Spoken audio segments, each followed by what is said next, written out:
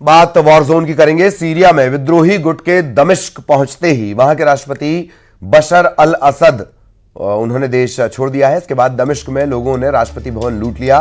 पिछले एक हफ्ते में विद्रोहियों ने राजधानी दमिश्क के अलावा सीरिया के 4 बड़े शहरों पर कब्जा कर लिया है। इसमें है अलेप्पो है, हमा है, होम्स है और दारा इसमें शामिल है। असद के देश छोड़ने के बाद सीरिया के पीएम ने विद्रोहियों को सत्ता सौंपने का प्रस्ताव दिया। पीएम मोहम्मद गाजी अल जलाली ने एक वीडियो में कहा है कि वो देश में ही रहेंगे और जिसे भी सीरिया के लोग चुनेंगे उनके साथ मिलकर वो काम करेंगे।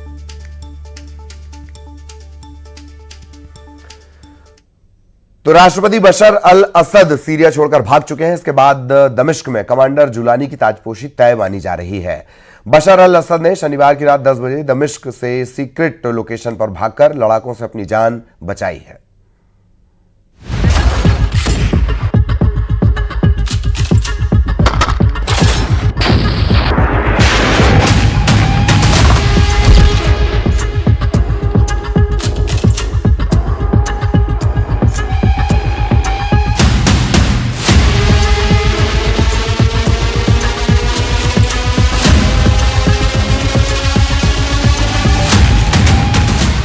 सीरिया गृह युद्ध का खात्मा इस अंदाज में होगा, इतना जल्दी होगा, इतने हाई टेंशन स्टाइल में होगा, इसका अंदाजा पुतिन नहीं लगा सके।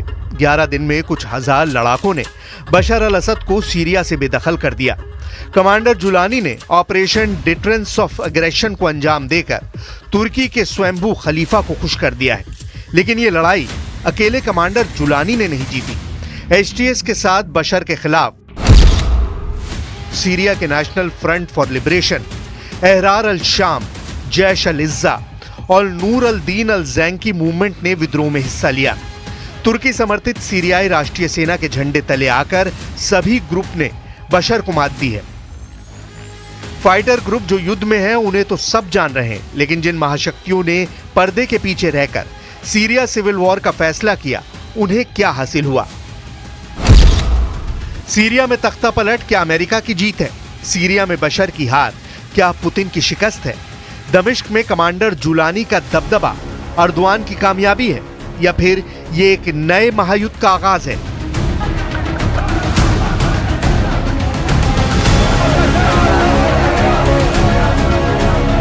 सीरिया में विद्रोही जीत गए, बशर हार गए।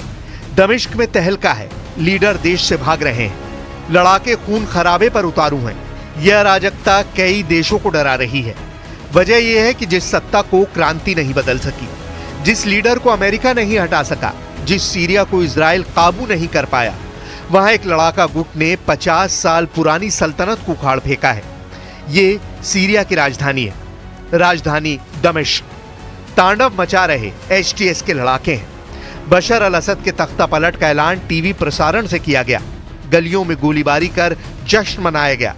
बशर की बादशाहत को बर्बाद करने वाले कमांडर जुलानी ने मुनादी की है कि अब सीरिया में विद्रोही सर्वे सर्वा हैं।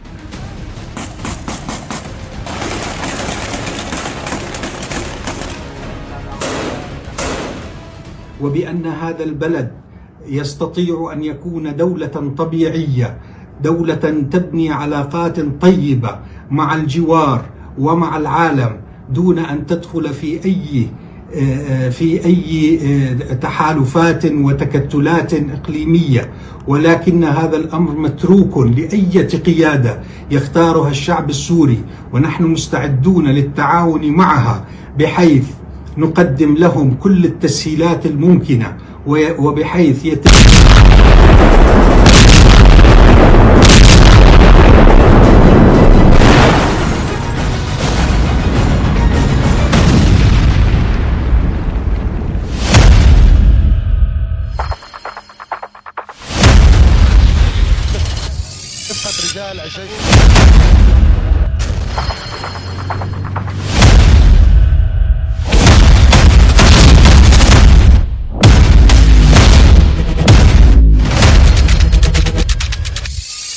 बशर अल असद के तख्ता पलट का अनुमान ईरान और रूस को पहले से ही लग चुका था।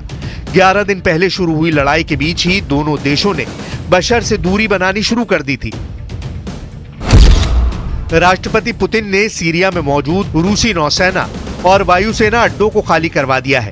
सीरिया के टार्टस में मौजूद रूस के नेवल बेस में मौजूद रूसी पनडुब्बियां, युद्धपोत रूस ने सुरक्षित स्थान पर भेज दिए हैं। इसी तरह से सीरिया के खमीमिम में रूसी एयरबेस पर मौजूद लड़ाकू विमानों, मिसाइलों, ड्रोन और एयर डिफेंस सिस्टम को सुरक्षित स्थान पर भेज दिया गया है। ईरान ने भी अपनी सेना और टॉप कमांडरों को भारी हथियारों समेत वापस बुला लिया है। यहां तक कि ईरान समर्थक हिजबुल्लाह फाइटर भी सीरिया से अपने लड़ाकों को वापस बुला रहे हैं। तुर्की के राष्ट्रपति अर्दवान जो चाहते थे सब कुछ वैसा ही हो रहा है। सीरिया से रूस और ईरान की वापसी अर्दवान को इस मुल्क का बेताज बादशाह बना रही है, क्योंकि कमांडर जुलानी कोई और नहीं, अर्दवान का मोहरा माना जा रहा है। अर्दवान के कमांडर जोलानी को ऐसे सीरिया का ख्वाब दिखाया है जहां सिर्फ शांति ही शांति होगी। कमांडर जुलानी की जीत को अर्दवान ऐसी हकीकत बता रहे हैं जिसे रूस और ईरान को मान लेना चाहिए। Türkmen, Kürt, Alevi, Sünni, Nusayri, Hristiyan ayırt etmeksizin hiç kimsenin dışlanmadığı, kimsenin hak ve özgürlüklerinin çiğnenmediği, zulme uğramadığı, farklı kimliklerin yan yana sulh içinde yaşadığı bir Suriye görmek istiyoruz. İnşallah çok yakın gelecekte böyle bir Suriye'yi göreceğimizi ümit ve temenni ediyoruz. Erdogan ने बशर के खिलाफ ऐसा चक्रव्यूह तैयार कर रखा था जिससे उसके बचने की कोई गुंजाइश ही नहीं थी। पश्चिमी मीडिया रिपोर्ट्स में दावा किया जा रहा है कि विद्रोही लड़ाकों के दमिश्क में धावा बोलने से पहले बशर ने अमेरिका से भी मदद की गुहार लगाई थी, लेकिन उनका आखिरी दांव भी खाली गया। बशर अल असद ने सुपर पावर की हर शर्त मंजूर कर समझौते की पेशकश की थी। असद ने संयुक्त अरब अमीरात के जरिए अमेरिका को एक प्रस्ताव भेजा जिसमें सीरिया का गृह युद्ध रुकवाने के लिए अमेरिका से पावर इस्तेमाल करने की अपील की गई। मिडिल ईस्ट से जुड़े पत्रकार सैम डागेर के मुताबिक बदले में असद ने ईरान के समर्थन वाले आतंकियों जैसे हिजबुल्लाह के साथ अपने सभी संबंधों को खत्म करने को कहा, लेकिन अमेरिका ने असद के ऑफर में कोई दिलचस्पी नहीं दिखाई। अर्दवान की फूल प्रूफ प्लानिंग का असर ये हुआ कि बशर का पाला बदलना भी काम नहीं आया। This is a historic day for the Middle East. The collapse of the Assad regime, the tyranny in Damascus offers great opportunity, but also is fraught with significant dangers.